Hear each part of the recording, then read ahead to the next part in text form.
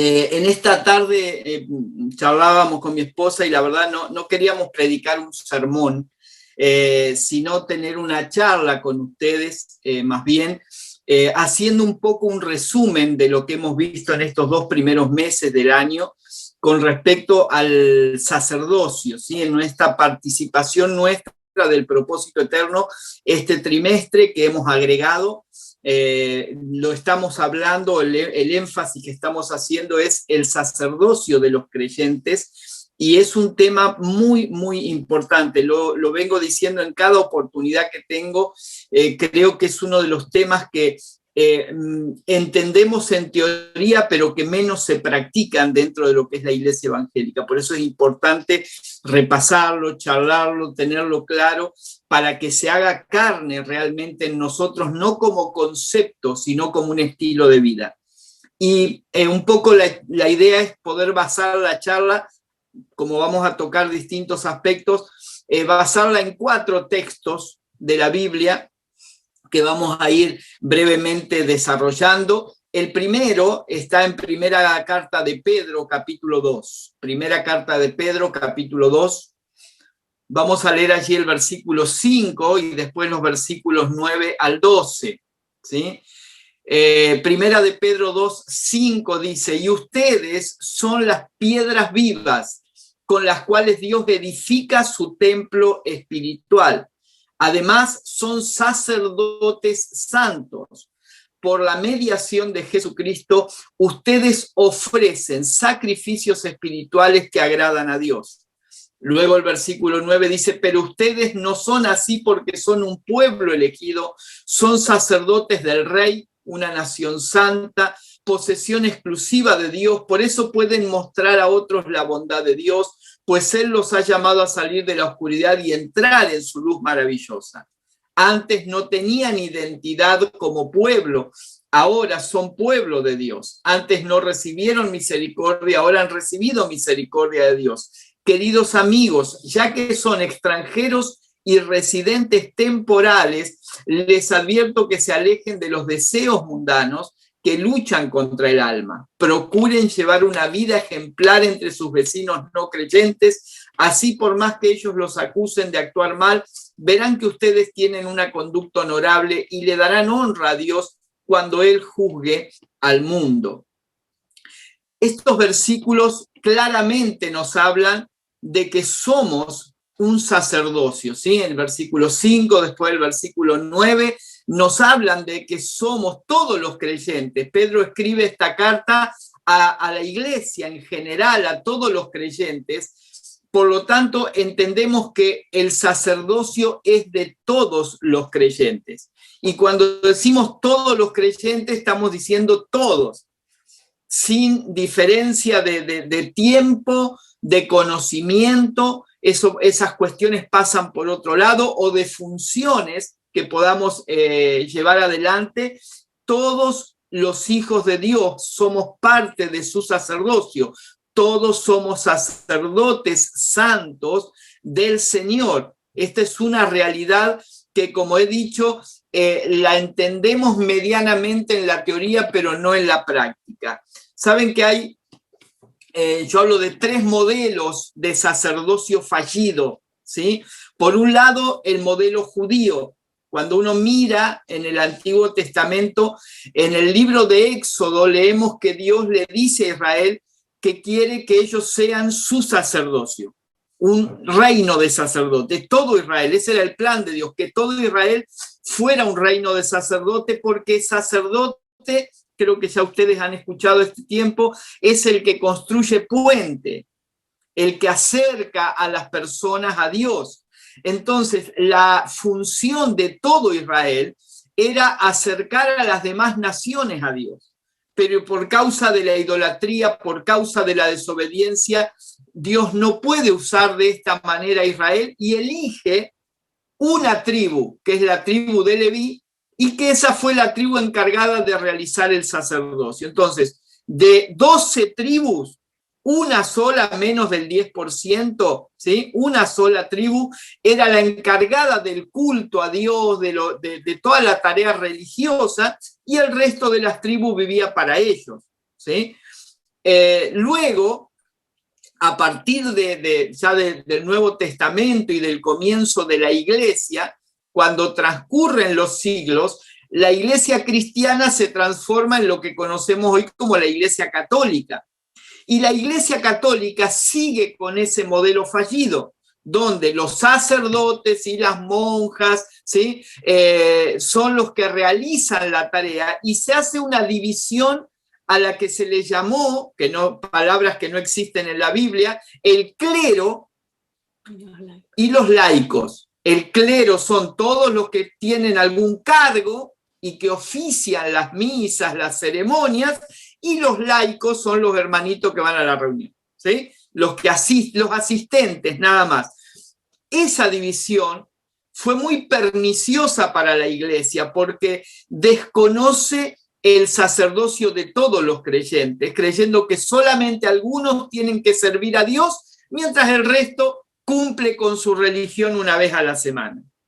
Pero viene la Reforma y la Iglesia evangélica toma en cuenta este tema, y los reformadores establecen dentro de sus puntos principales el concepto del sacerdocio universal de todos los creyentes. Basado en estos textos y en muchos otros, comienzan a enseñar que no hay diferencia entre uno y otro, entre clero y laicos, sino que todos los creyentes somos sacerdotes.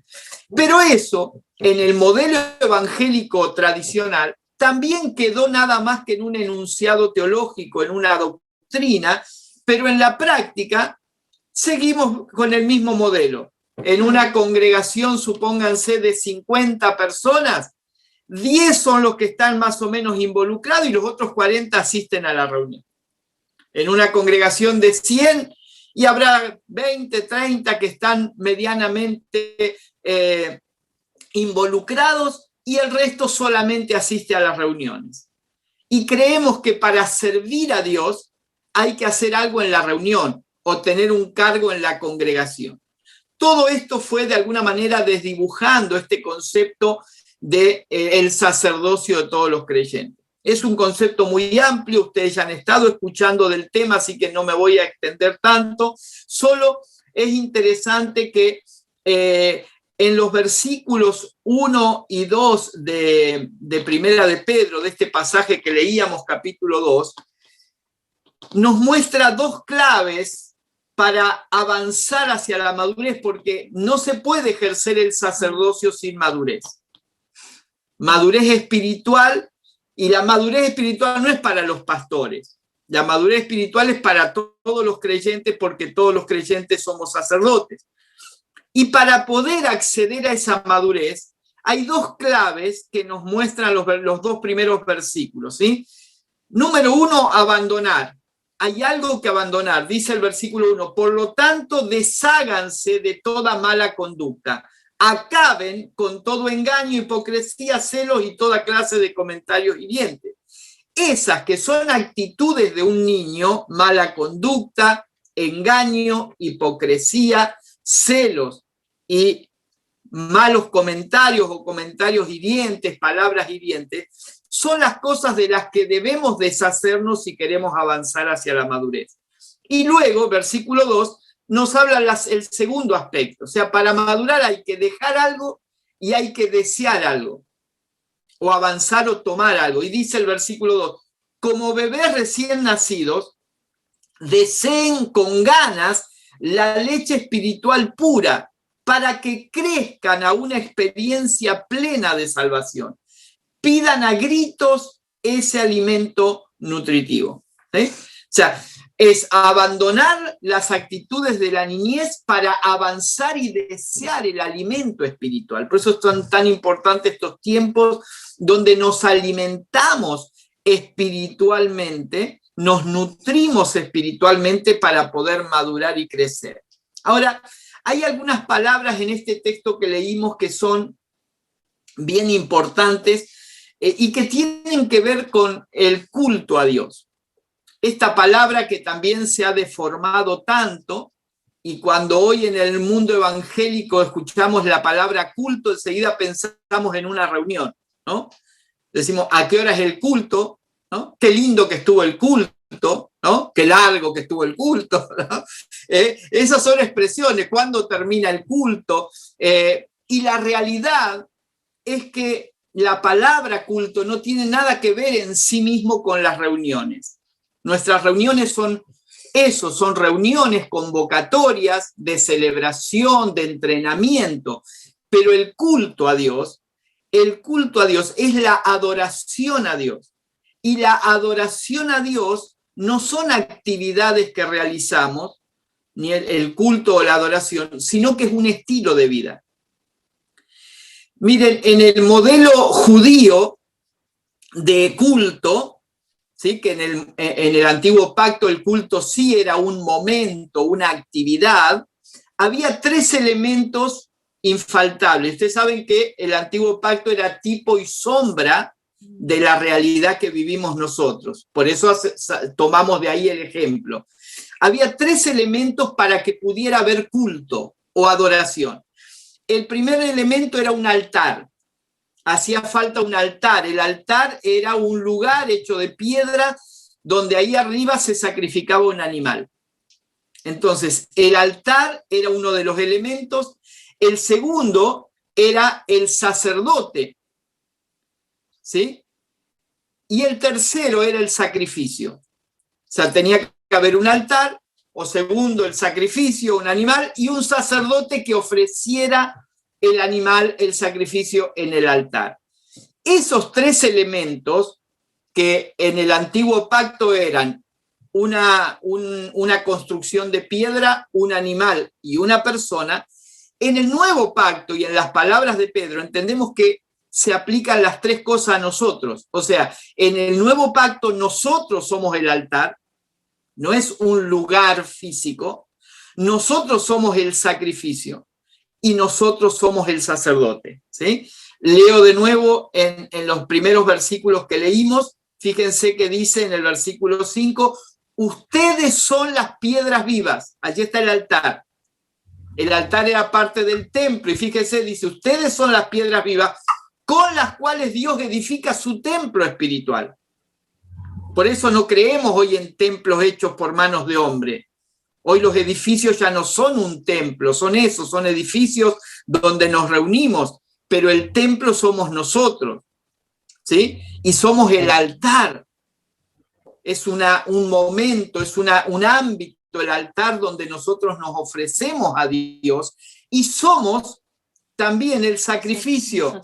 Dice, somos el sacerdote, además dice, son sacerdotes santos, y luego dice, ustedes ofrecen sacrificios espirituales que agradan a Dios, y que ya vamos a ver más adelante que el apóstol Pablo dice que ese sacrificio, esa ofrenda, somos nosotros, ¿sí? Entonces, el culto a Dios no tiene que ver con un momento, con un lugar o con una actividad, sino que en nuestro hogar, en nuestro lugar de trabajo, en el gimnasio, en la calle o en el ámbito donde nos encontremos, allí hay un altar, porque es donde morimos a nosotros mismos, ¿sí? Allí estamos nosotros como los sacerdotes y ofrecemos nuestra vida como una ofrenda a Dios. Allí está el culto a Dios. Ven que para darle culto a Dios no necesitamos ni un lugar, ni una actividad especial, sino que es algo que hacemos siempre. Necesitamos congregarnos, sí, porque nos entrenamos, porque hay comunión, porque celebramos, pero el culto a Dios es otra cosa y tiene que ver con nuestro sacerdocio.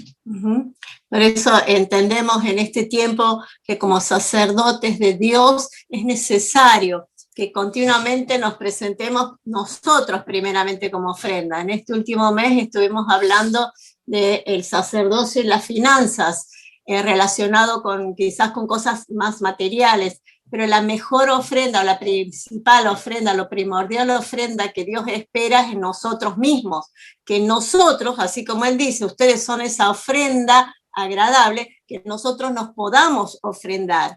Y pensando en esto, nosotros podemos ser una ofrenda, pero el asunto, ¿qué tipo de ofrenda debemos ser delante de Dios? Por eso yo quiero que, en primer lugar, podamos entender que la ofrenda que Dios espera que nosotros seamos, es que seamos voluntarias.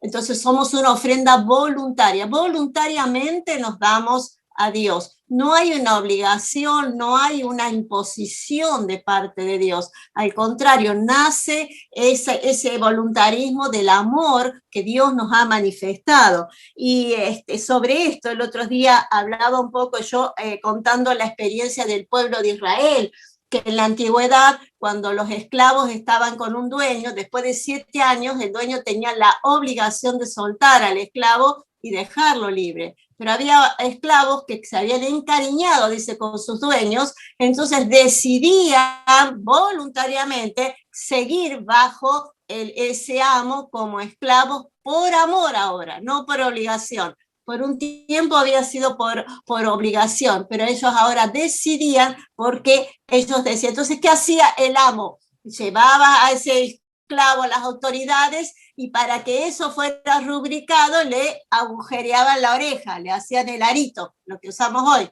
¿no? Ahí nace toda esa historia. Le agujereaban bien, ¿para qué? Para decir, este esclavo es esclavo, pero por propia decisión, por amor.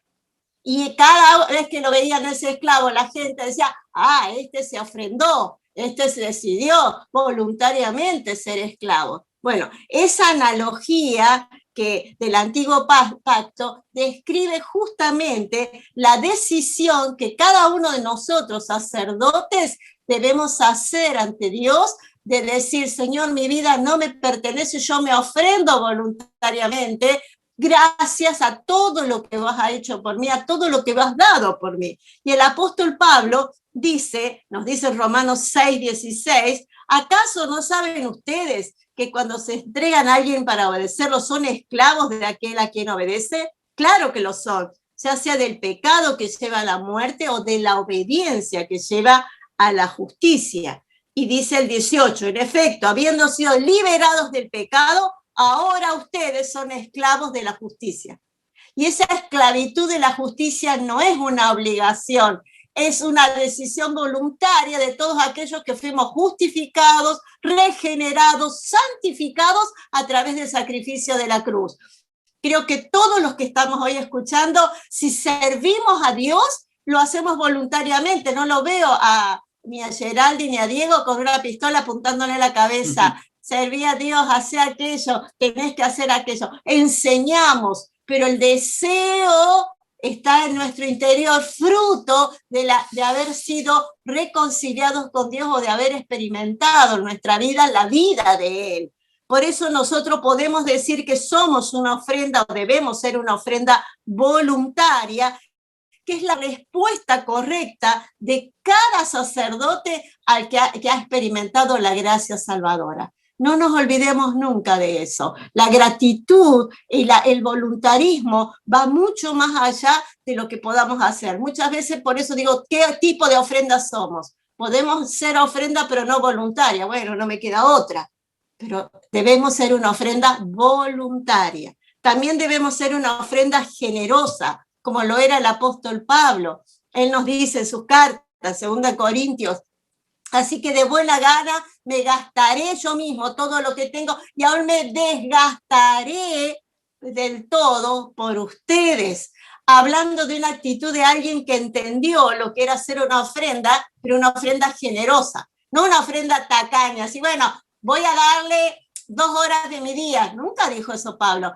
Voy a ver si hago un viaje cada 10 años. No, él se desgastó y gastó todo lo que eran recursos materiales, su salud se vio deteriorada, invirtió aún su familia, lo que tendría de familia también fue afectada en esta ofrenda que dio generosamente su vida.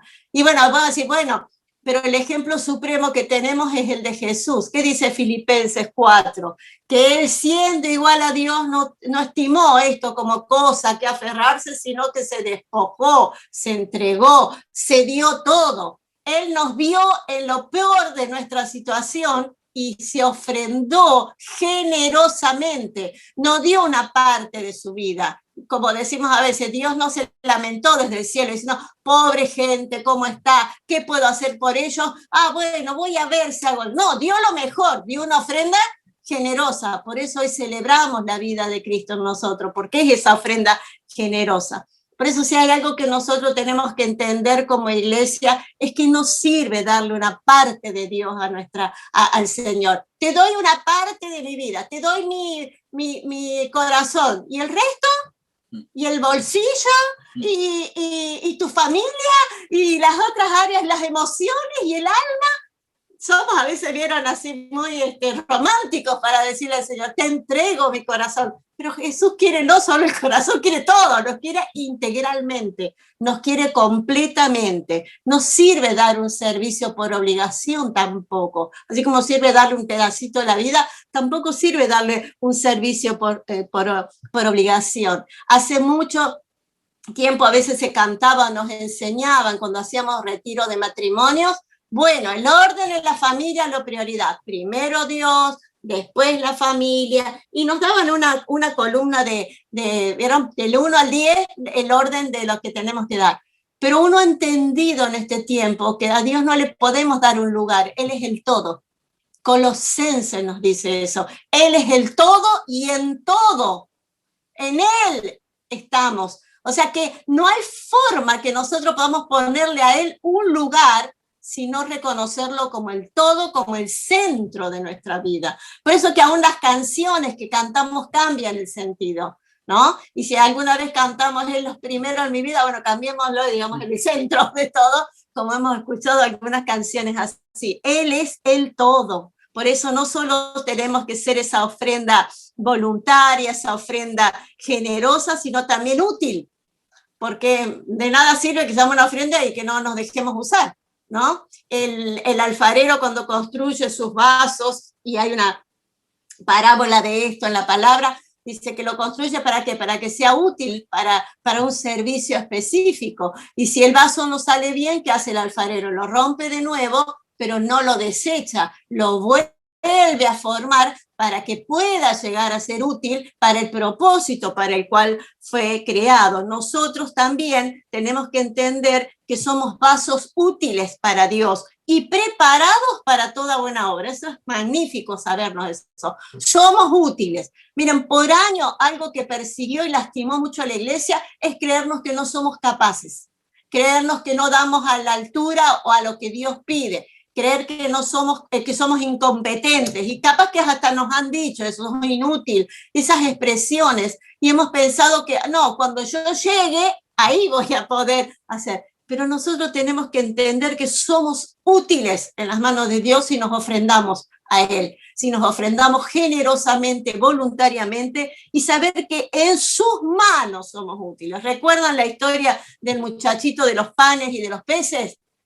Esa simple cantidad tan minúscula en las manos del Señor sació el hambre físico en ese momento, pero una enseñanza tremenda de lo que podemos nosotros saciar el hambre espiritual en la gente. Por eso no miren que son pocos, crean que son una ofrenda útil y que de lo pequeño Dios puede multiplicar, pero grandísimamente. ¿Se acuerdan de Aarón con su vara?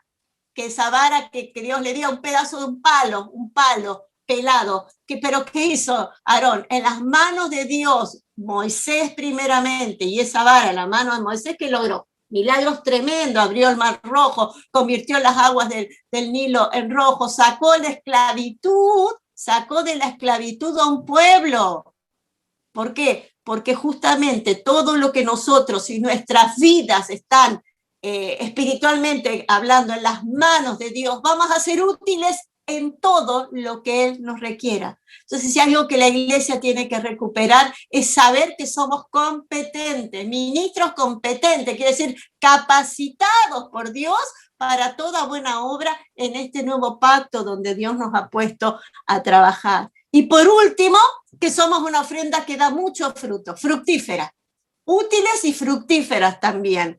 Y también está la parábola del sembrador, donde se sembró la semilla y cayó en los distintos terrenos. Pero dice que uno de los últimos versículos dice, el 20, pero otros son como los sembrados en buen terreno. Oyen la palabra, la aceptan y producen cosecha que rinde el 30, el 60 y el 100 por uno. Esos somos nosotros, digan ustedes, ese soy yo. Fui sembrado en buena tierra y soy fructífero, soy una ofrenda fructífera. ¿Por qué? Porque Él sembró en nosotros su palabra y nosotros reaccionamos bien. Y esa semilla que ha dado en nosotros va a dar fruto y ha dado fruto. Y toda semilla siempre va a producir fruto, porque es el ciclo normal de la vida. Si tiene agua, los nutrientes y todas las condiciones, va a producir fruto. Y todo buen fruto siempre es aprobado por Dios. Siempre es aprobado por Dios. Y todo buen fruto permanece. Y hay algo interesante acá. ¿Saben por qué nosotros tenemos que hacer una ofrenda que sea fructífera? Para disfrutarla. Tiene mucho que ver ese disfrute. Muchas veces pensamos, tengo que servir a Dios como una carga, como un pesar. Pero cuando entendemos que somos una ofrenda que da fruto, la disfrutamos. Disfrutamos del fruto y compartimos el fruto. Disfrutamos de lo que Dios nos da. Por eso es que la vida cristiana es un deleite, es un placer vivirla. Y la podemos impartir de la misma manera. Y Jesús dijo, todo fruto que permanece da más fruto. Y ese fruto debe perdurar. Así que miren todo lo que podemos nosotros entender que somos como sacerdotes, nos damos como ofrenda, generosa, útil, también fructífera y también voluntariamente. ¿Sí? Qué bueno, ¿no? Es entender todo esto. Creo que ahí vamos viendo un poco lo que es el sacerdocio. Otra vez, no son actividades, no es para algunos, es nuestra vida rendida. El apóstol Pablo en Romanos 12 dice, Romanos 12:1, por tanto, hermanos, tomando en cuenta la misericordia de Dios, les ruego que cada uno de ustedes, no algunos, cada uno, en adoración espiritual ofrezca su cuerpo como sacrificio vivo, santo y agradable. Esa es la ofrenda. Esa ofrenda voluntaria, esa ofrenda generosa, útil, fructífera, es nuestra adoración y nuestro culto a Dios. Y el versículo 2 está relacionado con el 1 porque dice, no se amolden al mundo actual. El mundo actual tiene conceptos muy raros de culto, de adoración. Todo lo limita a momentos, lugares y actividades, pero nosotros debemos entender que es una vida absolutamente rendida. Y esta ofrenda que le damos a Dios, mi esposa decía algo muy importante, no la damos en parte, no son algún aspecto de nuestra vida, sino que es integral, abarca todas las áreas. Por eso, en el mes de febrero estuvimos desarrollando, dando todo un estudio y hablando en nuestra congregación y como ministerio acerca del sacerdocio y las finanzas, ¿sí? Porque ese es un aspecto de esa ofrenda que le damos a Dios, que es mucho más que dinero, pero que incluye también nuestras finanzas si entendemos realmente el sacerdocio, ¿sí? Hay un pasaje que me gustaría leerles porque es muy revelador con respecto a esto en Filipenses capítulo 4. Filipenses capítulo 4, versículo 10. Es uno de los pasajes que el apóstol Pablo habla con completa honestidad y libertad sobre el tema finanzas, ¿sí? Y dice, me alegro muchísimo en el Señor de que al fin hayan vuelto a interesarse en mí. Parece que esta iglesia de Filipenses se había olvidado un poquito de las necesidades de Pablo. Pablo andaba viajando de ciudad en ciudad, fundando iglesias, confirmando a los santos. No podía dedicarse a un trabajo, aunque tenía su oficio de hacer carpas, tiendas, construcción de esa época sería. Sin embargo, él estaba dedicado completamente a la edificación de la iglesia y algunas iglesias lo ayudaban, lo sostenían. Parece que los filipenses en algún momento se distrajeron, se olvidaron y entonces él ahora les dice, me alegro muchísimo en el Señor de que al fin hayan vuelto a interesarse en mí. Claro está que tenía interés, solo que no habían tenido la oportunidad de demostrarlo. Versículo 11, no digo esto porque esté necesitado, pues he aprendido a estar satisfecho en cualquier situación que me encuentre. Finanzas tiene mucho que ver con estar satisfecho en cualquier situación. Finanzas no es solamente tener mucho, finanzas es que podemos estar satisfechos, tengamos o no tengamos, porque la satisfacción pasa por otro lado. Versículo 12 dice, sé lo que es vivir en la pobreza y lo que es vivir en la abundancia. Déjeme decirle que no es fácil. Mucha gente aprende a la fuerza a vivir en la pobreza, pero después no saben administrar abundancia. A veces creemos que es más fácil tener que no tener, pero cuando se trata de administrar, a veces es más difícil administrar bien teniendo que no teniendo. Pablo dice, aprendí las dos cosas, las dos situaciones, ¿sí?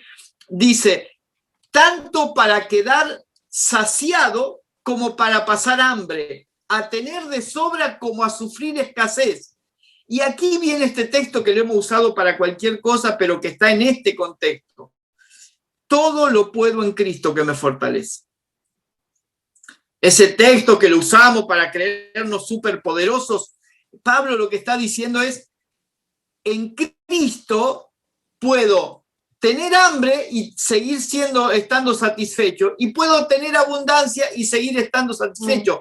Todo lo puedo en Cristo que me fortalece. Él me fortalece en la abundancia y Él me fortalece en la escasez, ¿sí?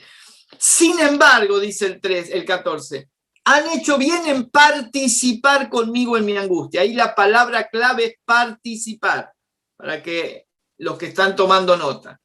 Y ustedes mismos, filipenses, saben que en el principio de la obra del Evangelio, que hay otro concepto clave que es la obra del Evangelio, cuando salí de Macedonia, ninguna iglesia participó, otra vez el concepto de participar, ninguna iglesia participó conmigo en mis ingresos y gastos, excepto ustedes. Fíjese que aquí Pablo está hablando de una iglesia que participó con Pablo en su momento de angustia. ¿De qué manera la iglesia participó con Pablo en su momento de angustia de la obra del Evangelio? Con finanzas para sus ingresos y gastos. Toda persona, toda congregación tiene ingresos y gastos, y eso tiene que ver con finanzas, ¿sí? Versículo 16 dice, incluso a Tesalónica me enviaron ayuda una y otra vez para suplir mis necesidades. O sea, Pablo estaba en otra ciudad predicando y los que le mandaban eran los filipenses, ¿sí? Versículo 17, no digo esto porque esté tratando de conseguir más ofrenda, sino que trato de aumentar el crédito en su cuenta. Ya he recibido todo lo que necesito y aún más, dice Pablo. Tengo hasta de sobra ahora que he recibido de Epafrodito lo que me mandaron. Es una ofrenda fragante, un sacrificio que Dios acepta con agrado. Versículo 19, así que mi Dios les proveerá de todo lo que necesiten conforme a las riquezas que tiene, conforme a las gloriosas riquezas que tiene en Cristo Jesús. Fíjense qué pasaje interesante, ¿no? Pablo habla francamente de finanzas y Pablo dice que con las finanzas los filipenses participaron de la obra del Evangelio. Déjenme decirles, amados, que los que pertenecen a la congregación allí en Barcelona, ustedes están iniciando una congregación. Hoy se está reuniendo en una casa, pero la congregación va a seguir creciendo. Mañana necesitarán tal vez reunirse en un local que tendrán que alquilar. Eso demanda recursos. El día de mañana necesitarán sillas, un equipo de sonido, las cosas necesarias para ir trabajando, elementos para trabajar con los niños y enseñarles la palabra. ¿Y saben de quién es la responsabilidad de sostener una congregación? De la propia congregación. De la propia congregación. Entonces, es a través de los diezmos, a través de las ofrendas, que nosotros damos al Señor, no como una obligación, como decía mi esposa, aquí entra el mismo principio, no como una ley, no como bendición o maldición. Muchos toman Malaquías y otros textos del Antiguo Testamento para decir, si no le das a Dios, el diablo te lo quita, Dios, estás bajo maldición. No creemos en eso porque estamos en un pacto donde no hay condenación ni maldición para los que estamos en Cristo Jesús. Entonces, no damos para que Dios nos bendiga, no damos para que el diablo no nos robe por otro lado, pero sí damos con generosidad de nuestras finanzas, sostenemos la obra de Dios porque queremos que el evangelio avance. Mire, desde la iglesia local aquí en Río Grande se ha enviado a personas a distintos lugares, no en todos casos necesitan, pero en los casos que necesitan de lo que los hermanos ofrendan y diezman acá, nosotros enviamos a otros lugares. Tampoco es solo para la necesidad local, sino para aportar a otros para el avance del evangelio. Así se ha desarrollado y así ha crecido el evangelio a través de los siglos. Desde la carta de Pablo que acabamos de leer, hasta las cartas de Corintio, donde Pablo habla también abundantemente de finanzas, hasta el día de hoy, la obra de Dios se ha llevado adelante mediante gente generosa que ofrendó su vida y como las finanzas son partes de su vida, también dieron generosamente para el avance de la obra de Dios. Esta es una cualidad del sacerdote. No podemos separar sacerdocio de nuestras finanzas. No, ese concepto que por ahí no sé si ustedes lo habrán escuchado, dale el 10% a Dios y el resto hace lo que quieras. Mirá qué bueno que es Dios. Dios te pide el 10% y después te dice el 90% es tuyo, hace lo que quieras. Ese concepto no puede existir porque ya no somos nuestros. Todo es de Dios. Parte la usaremos para nuestro sustento, lógicamente, y hay un Dios que cuida de nosotros y nos suple, pero una parte de eso también lo administramos para el desarrollo de la obra de Dios. La modalidad más común que tenemos, como dije, es mediante diezmos, mediante ofrenda, pero como una ofrenda generosa, dadivosa, donde aportamos. Si hay una necesidad, ahí estamos. Si no hay necesidad, damos mes a mes para ir teniendo un soporte para que cuando surja la necesidad podemos hacer frente. Esta es la vida del sacerdocio, es la vida de los hijos de Dios, ¿sí? Y podemos seguir un poquito más, lo último ya para ir cerrando, Hebreos capítulo 6, donde encontramos la base de nuestro sacerdocio, o sea, desde dónde vamos a desarrollar todo este trabajo sacerdotal. Es interesante porque en Hebreos 8:6 nos dice que nuestro sumo sacerdote, dando la idea que tenemos a alguien superior a nosotros, que nos ha capacitado para ser sacerdotes, dice, ha recibido un ministerio mucho mejor, pues es mediador de un mejor pacto establecido sobre mejores promesas. Si el primer pacto hubiera sido perfecto, no habría sido necesario un segundo pacto. Y justamente la base donde nosotros nos fundamentamos todo lo que tenemos en la vida de Cristo, en estas tres cosas podemos decir mejores que encontramos en Cristo como nuestro sumo sacerdote, que son un mejor ministerio, un mejor pacto y mejores promesas. Las tres cosas mejores donde se fundamenta la vida de la cual nosotros nos nutrimos y la cual nosotros expresamos. Ese mejor ministerio nos habla de una única entrada, así como en el antiguo pacto, dice que una vez al año entraba el sacerdote. ¿Qué nos dice hoy? ¿Qué nos dice el autor de los Hebreos? En Hebreos 9, Cristo, por el contrario, al presentarse una sola vez y para siempre como sacerdote de los bienes definitivos, entró una sola vez y para siempre al lugar santísimo, dándonos entendimiento del mejor ministerio al cual fuimos nosotros convocados y del cual nos nutrimos. Un mejor ministerio, ¿por qué? Porque una sola vez y para siempre Cristo necesitó entrar al lugar santísimo. ¿Cómo fue? A través de su muerte en la cruz. En la muerte en la cruz, Él venció la muerte, venció el pecado, venció las huestes espirituales, Él venció todo y no necesitamos otro sacrificio. El autor de los Hebreos nos dice eso. Por eso hablamos de un mejor ministerio. Entró al santuario celestial, dice, una vez y para siempre. De otra manera no lo podría, ninguno de los otros sacerdotes podía hacerlo, era una vez al año, y si morían, recuerdan la historia, habrán leído, le ponían una cadenita para que sonara un cencerro, y si el sacerdote había pecado, se moría y lo tenían que tirar de la cuerdita porque nadie podía entrar al lugar santísimo. Pero Cristo entró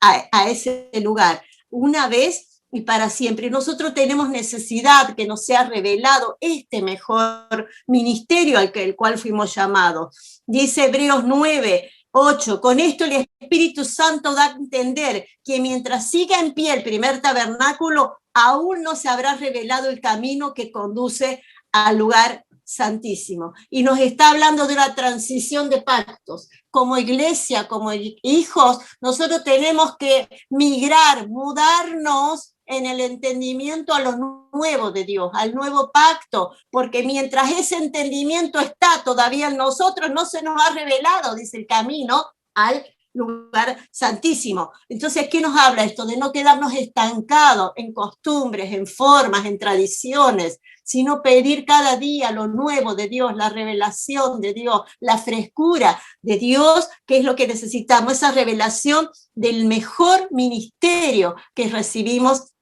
en el nuevo pacto, para llevar a la iglesia a esa nueva posición conseguida por Cristo, porque esto nos es una herramienta que nos va a ayudar a edificar su casa con certeza, con exactitud, con fidelidad, para crecer en armonía en ese varón perfecto que tanto nos habla el apóstol Pablo, que crezcamos en todo para parecernos a él en todo. Entonces, entender que estamos fundamentándonos en el mejor ministerio que pueda haber. Una sola vez y para siempre, si lo tuviéramos que resumir, es la palabra clave. Él entró una sola vez para siempre y nos hizo perfectos con su sacrificio a todos los santificados, o sea, a la iglesia.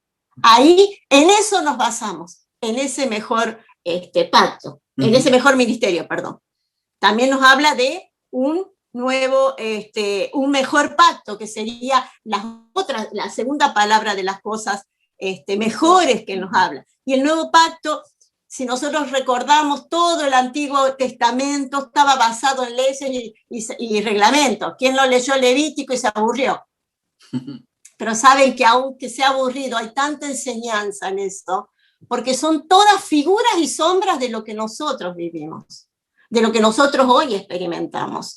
Todo, pero era todo, si haces esto, te va a pasar esto, si haces aquello, si obedeces fielmente, todas estas bendiciones vendrán a vos, pero si no obedeces, todas estas maldiciones. Todo estaba basado en leyes y reglamentos, pero el antiguo pacto nos habla de una relación, no de una religión o de esa religiosidad, sino de una relación. Por eso la urgencia de la iglesia, y siempre lo hablamos, ¿saben? Aquí hay que reevangelizar es a la iglesia evangélica, porque la iglesia evangélica está metida en la religiosidad, está sitiada. Mire, uno de los libros que vamos a estudiar este año en la escuela de ministerio, en la primer parte, que es visión, es justamente sitiados por la religiosidad, porque entendemos que es lo primero que tiene que entender una persona que se acerca, que no se atea, no toques, no mire, no hagas, deja de hacer, sino que pueda empezar a experimentar la relación, la vida relacional, la vida orgánica, la vida que fluye normalmente, naturalmente. Y tristemente, muchos de nosotros que conocemos de años al Señor y el Evangelio nos sitiaron, nos sentimos sitiados. ¿Sabe que estar sitiado? No poder escapar para ningún lado. Pero gloria a Dios que el Evangelio eterno se nos reveló y hoy podemos entender esto. ¿Para qué? Para ayudar a otros a salir de esa religiosidad. ¿Y para qué? Para entrar realmente en esa relación. ¿Qué dice el famoso texto, y también está en Jeremías 33, ¿no? Que dice que Él hará un nuevo pacto con nosotros y lo escribirá en nuestro corazón, le escribiré mi iglesia en su corazón, la escribiré en sus mentes. Y dice, y habla de la relación, justamente, y nunca más me acordaré de sus pecados ni de sus maldades, porque cuando estos han sido perdonados, ya no hace falta otro sacrificio por el pecado. Ese entendimiento de lo mejor de este nuevo pacto es lo que nos trajo paz, el que nos trae confianza, el que nos trae seguridad, identidad, deseos de seguir permaneciendo y avanzando, porque ya no hay condenación para los hijos. Ese es el nuevo pacto, las cosas mejores. En eso estamos fundamentados. Este sacerdocio está fundamentado en ese nuevo pacto y en ese nuevo ministerio que tiene que ver con Cristo. Y también la tercera cosa mejor que habla Hebreos tremendo sobre eso, las mejores promesas. Las mejores promesas, dice Hebreos 10, 19. Entonces, así que hermanos, mediante la sangre de Jesús tenemos plena libertad para entrar en el lugar santísimo. Mejor promesa que eso. ¿Quiénes podían entrar en el antiguo pacto? Solamente una persona, una vez al año. Y tenía que estar totalmente santificada. Pero hoy, mediante la sangre de Jesús, nuevo pacto, tenemos plena libertad para entrar en el lugar, en otras palabras, para tener una relación constante y permanente. Dice, por el camino vivo y nuevo que Él nos abrió a través de ¿qué? De la cortina, es decir, a través de su cuerpo. Está hablando de su sacrificio, fue justamente la puerta, la bisagra que nos permitió ingresar a este nuevo pacto con libertad. Y dice, y tenemos además un gran sumo sacerdote. Miren todas las promesas que tenemos al frente de la familia de Dios. Otras partes de Hebreo dice que ese sacerdote intercede por nosotros constantemente. Póngase a pensar que en este momento nuestro sumo sacerdote intercesor Jesús está orando a favor nuestro. ¡Wow! Ante el Padre. Eso es una promesa, pero valiosísima que tenemos que atesorar. Por eso dice el 22, acerquémonos pues a Dios con corazón sincero, mantengámonos firme la esperanza que profesamos, porque es fiel el que hizo la promesa, tengamos plena seguridad. Todas esas palabras nos hablan de las mejores promesas que tenemos. Muchos de los del antiguo pacto y hombres y mujeres de Dios de la lista de Hebreos no pudieron vivir todo esto, lo vieron de lejos, dice, lo saludaron, no pudieron experimentarlo. Nosotros tenemos, pero tremendamente, la gracia de Dios que nos haya puesto en este tiempo para poder disfrutarla y disfrutar las mejores promesas de Dios. Sobre esos tres fundamentos, mejor ministerio, mejor pacto, mejores promesas, es que descansa todo lo que hablamos, ¿verdad? Exactamente. Cuando uno se pone a pensar, hablamos varias cosas en no tanto tiempo, ¿no? Parece todo junto, pero como para tener un poco de repaso, porque sé que muchas cosas la han estado viendo, pero cuando uno mira todo esto y dice, ¿cómo se hace? ¿No? Porque, claro, ya el hecho de asumir que somos sacerdotes ya es una responsabilidad, porque es más fácil que nos digan, no, vos sos la ovejita. Claro. ¿Sí? Dejá que trabajen los pastores y la ovejita van y la ovejita siguen al pastor y el pastor la alimenta y el pastor le cura la piernita, ¿no? Y toda esa imagen nos gusta porque, claro, nos quita responsabilidad. Ah, no, yo me voy al Zoom el domingo, me uno al Zoom y ya cumplí con mi religión, ¿no? Bueno, ese concepto que tenemos que sacarlo, entonces ya asumir que somos sacerdotes de Dios demanda una responsabilidad, nos pone en un lugar, ¿no es cierto?, mucho más complicado, si se quiere, desde el punto de vista humano, no desde la comodidad de que alguien hace todo por mí, sino de que hay una labor que yo tengo que realizar. Si a eso le sumamos el hecho de que dentro de ese sacerdocio nosotros somos el altar, el sacrificio y el sacerdote, que somos una ofrenda, que esa ofrenda debe ser voluntaria, como vimos, generosa, útil, fructífera. La vara como que es más alta, ¿no? Como que no solo tengo que ser sacerdote, sino que además tengo que ser una ofrenda para Dios. ¿Sí? No la ofrenda por el pecado, que como escuchamos fue una sola vez y para siempre, sino una ofrenda de adoración a Dios. Mi vida tiene que ser una ofrenda de adoración a Dios. Y además se nos dice que dentro de esa adoración y de esa ofrenda está todo, aún nuestra finanza está involucrada en nuestra adoración a Dios. Entonces, claro, vemos todo eso juntos y decimos, ¿cómo hacemos? Era más cómodo lo otro, ¿no? Esto me pone allí frente a desafíos importantes, pero lo último que acabamos de escuchar, y por eso lo dejamos para el final, que compartía mi esposa, Hebreos 6:8, esta triple aspecto, este triple aspecto del ministerio de Cristo, ¿no? Un mejor sacerdocio, un mejor pacto y mejores promesas. Esa es la base. Ese sumo sacerdote que es Cristo está dentro nuestro. No solo está a la diestra de Dios intercediendo, está dentro nuestro. Por eso no es nuestro sacerdocio, es su sacerdocio en nosotros el que se manifiesta. ¿Se entiende? Es su sacerdocio. Este nuevo pacto nos habla de algo que nace desde adentro, no de una imposición o obligación, sino algo que nace desde adentro y se manifiesta. Y la promesa, esas mejores promesas son las que nos permiten creer que es posible. Esa manifestación, ¿sí? Manifestamos lo que portamos, dice una canción que cantamos, ¿no? Sí. Manifestamos lo que portamos. ¿Qué es lo que portamos? Una vida. ¿Cuál es esa vida? Esa vida es la vida del sumo sacerdote según el orden de Melquisedec, que es Cristo. Y si el sumo sacerdote eterno, según el orden de Melquisedec, perfecto, sin mancha, que es Cristo, está dentro de nosotros, cuando esa vida se manifiesta su sacerdocio. Y eso es lo que va a cambiar al mundo. No nuestras reuniones, no nuestros congresos, no los recitales de música.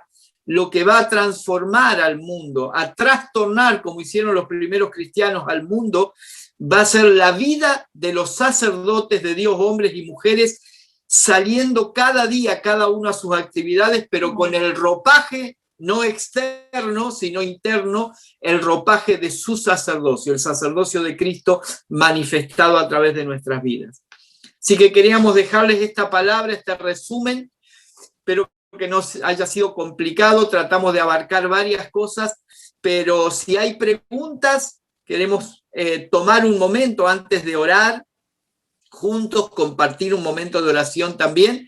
Como esto es una familia, estamos en el living de la casa de Gerald y Diego, todos juntos, ¿sí?